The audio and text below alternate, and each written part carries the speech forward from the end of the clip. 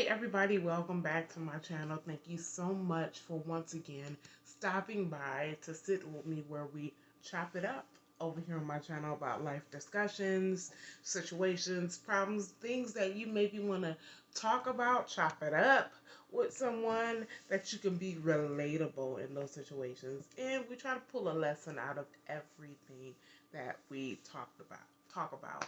So thank you guys once again for joining me on my channel. Please, if you haven't done so already, hit that subscribe button, turn the bell on for future notifications of videos that I drop, comment, like, share, do all of those things that they tell you to do in these YouTube videos. Come on, what you waiting on? Subscribe. Before we get into the topic of this video, let's take a look at our sponsor. My brand new book, The Hush Language Mental Health Journal Youth Edition. Yes, come on now. I say it in every video. But if this is your first video, yes, this is my brand new book, The Hush Language Mental Health Journal Youth Edition. And it is a arts-based artistic journal for youth dealing with mental health issues, dealing with depression, dealing with anxiety, peer pressure, confidence, bullying, all of those things that our youth go through but maybe need some help. And this is a creative take to give them the space to create and work through their thoughts.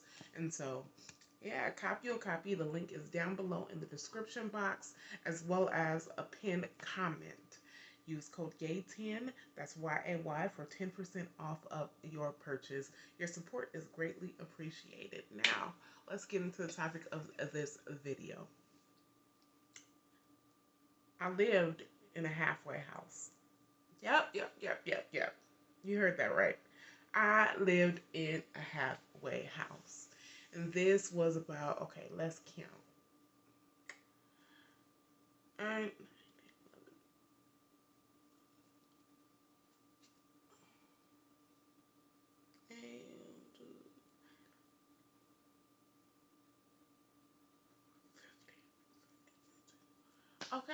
okay. Counting on your fingers. Remember back in the day how you counted your fingers?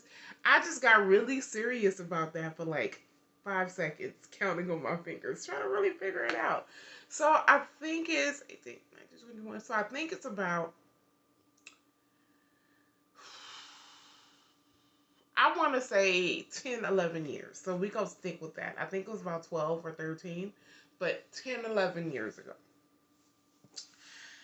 Is when I first moved out to the Bay Area. Yes, I am born, bred Californian, born and raised in Los Angeles. Okay, so Los Angeles is where I was born and where I was brought up in. But I always said I wasn't raised until I got out here into the Bay Area. I didn't grow and really evolve until I got to the Bay Area. So let's say 2007 is where I moved, when I moved to the Bay Area, and it was a struggle. Let me tell you something. So around that time, I was, I had ended up getting another job because I came from retail. And I can say these stores now because I no longer work for these companies, but I came from, at that time, working from Home Depot in Los Angeles. And I was working there for some years, right? And I ended up moving out to the Bay Area and tried to get a transfer. It was very difficult. I did work in Home Depot in Sacramento at a couple of the Home Depots. But when I moved to the other side of the Bay Area, I just couldn't get back into Home Depot, and I worked at another retail chain, which is Sears. Again, I could say the companies because I no longer work for them. Thank you, Jesus. But I worked for Sears company, and at that time it was very difficult. So when I first moved out to this part of the Bay Area, I ended up getting a job throughout the holiday season. First working at Target, and then went over to working at Sears for the holiday season. And then they ended up keeping me over. I made, let's say, $7.25 an hour, I believe, or $7.50, one of those, starting at working at Sears. And when I was working at Home Depot, I was making a little bit more money than that, a little bit more money than that. And so coming from making, it was probably $10, $11 an hour, and this is back in '07, '08, making $10, $11 an hour to now making $7.50 an hour was a big difference for me. And so coming out to a new place, don't really know many people at all, and just really struggling to survive. And so getting to the point of this video, I lived in a halfway house. It came to a point where I was renting rooms and just trying to get on my feet. And um, a friend of mine suggested going on the Craigslist. Now, I'm in no way condoning Craigslist, so be very, very careful when you go onto Craigslist or any social media sites to try to look for rooms to rent. There are some good people out there that really have rooms for you to be able to rent and really need the assistance in their homes. But then there are other people who post on there to manipulate you and to really take advantage of you. So you want to really pay attention and really, really be cautious. I believe around this time that God really had his hand on my life, because I kind of went with one of the first ones that, you know, popped up, and I was in desperate need, and it was around the corner from the Sears that I worked at, so walking distance. And then a community college that I attended at the time was probably a 20-minute walk as well. And so it really served its purpose for me around that time, and I was there for about a year. But living in this halfway house, I didn't realize what it was. The lady, a little Filipino lady, she had made a makeshift bedroom out of her dining room, and it was the part of the dining room with the fireplace and everything. And so they went and put some plywood up, and they put a little door for privacy, and then they put the bed in there, etc. And so it was just a place for a roof over my head. I didn't get much privacy, but it was a roof over my head to keep me off the streets or whatever. And it was very, very difficult. But how I found out that it was a halfway house, and mind you, the little Filipino lady that owned it, she owned multiple properties, and she rented the rooms out to people, and then she had her own home. But how I found out was halfway house was, I was seeing all these weird, strange people come in or live there. People are on drugs. People who was trying to get back on their feet, and it was one of those things where I was like, where am I living? What is this place? And that's when I found out, she had opened her doors to people who were not only trying to get on their feet, but maybe had drug issues or have drug issues, and was trying to really, really overcome those drug issues. And so,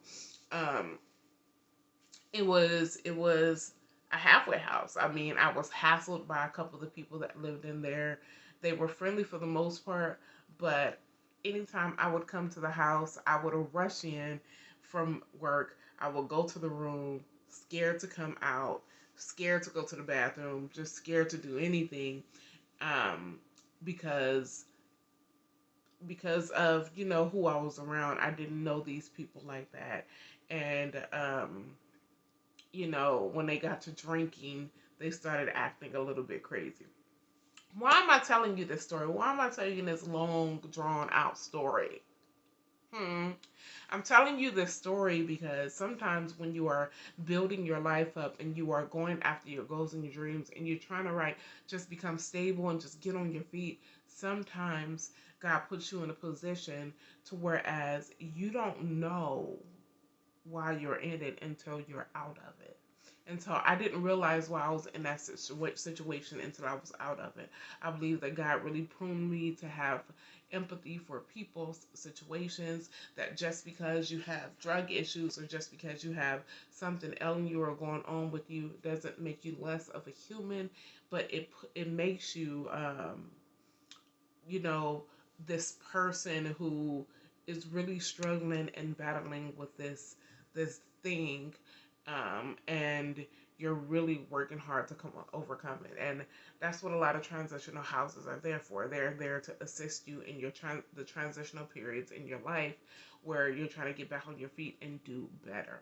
And so I think that now that I'm out of that situation and I'm no longer in the transitional home, I can really look back and understand why I was there, and understand that while I was there the whole time, God had his hand of protection over my life at all the places that I've stayed at, and that no harm, hurt, or danger was placed upon me, and that I was safe. I was safe and I was okay. Of course, when you're in it, it's a little scary, but I was safe, I was okay, and I was able to move on after being there for a year. And the Filipino lady that owned the property was very nice and very kind to me, always wanted to feed me. You know, that's what it is about the Filipino culture. They always want to feed you and love on you. And so that's what she did, and she sort of looked out for me. She didn't live there, she had her own home, but she was there almost every day checking in on the property. And so I was really grateful for those opportunities because it really put me in a position to grow. It put me in a position to understand people a little bit better and to really um, have empathy towards situations, just like I would want someone to have empathy towards the situations that I've dealt with in the past and that I may be currently dealing with it now. And so, yes, I lived in a halfway house. I like to share these little stories and bits and pieces about me because it's one of those things where you can really learn something from it, and you can really look back and say, you know what, God had His hand on my life throughout the whole thing. And so I just want to encourage you before I end this video that no matter where it's at, if you are living in a halfway house, or it can be a physical halfway house or a mental halfway house where you feel like you are contained and you don't know what's going on, wherever you're at in your life, just be encouraged and just keep going, and that you're in those situations right now to better you and to um, you know, help you through and transition in your life. And so although I was living in a physical transitional home, I was mentally transitioning, mentally going through things, and I believe God put me there for a reason. And so, all's not lost. I'm so proud that I can look back on my story and to really share and delve into those things that really inspired me to grow and to move forward. But that is the topic of today's video. I know it's a little bit different. It's more like a story time, but there is a lesson out of it. Just hold on, whatever place you are in your life, hold on and keep moving, and it does get better.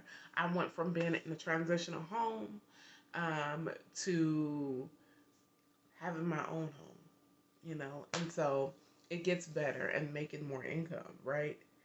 It gets better, trust me. And so hang in there and don't give up. That is today's topic in this video. Like I said, if you haven't done so already, check out my website. It'll be linked down below for my brand new book, The Hush Language Mental Health Journal.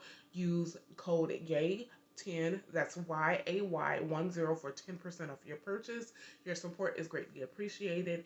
And I will see you guys on the next video. You know what? Thank you guys for chopping it up with me. Bye for now.